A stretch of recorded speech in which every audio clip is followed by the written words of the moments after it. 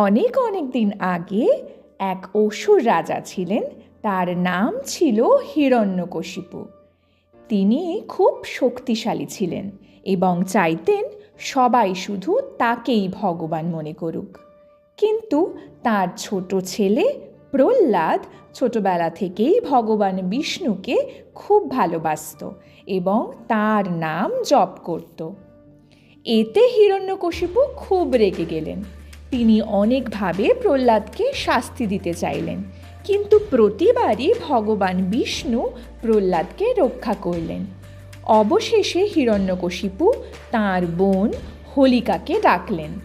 হোলিকার একটি বিশেষ বর ছিল, সে আগুনে পুড়বে না।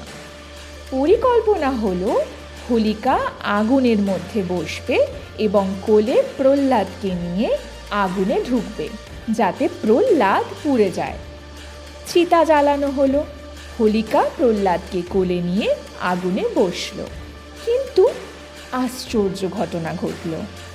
ভগবান বিষ্ণুর কৃপায় প্রহ্লাদ একটুও পুড়ল না, বরং হোলিকা নিজেই আগুনে পুড়ে গেল, কারণ সে তার বরকে খারাপ কাজে ব্যবহার করেছিল।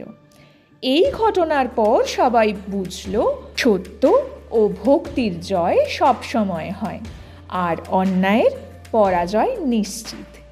এই ঘটনাকেই স্মরণ করে আমরা প্রতি বছর দোল পূর্ণিমার আগের দিন হোলিকা দহন পালন করি।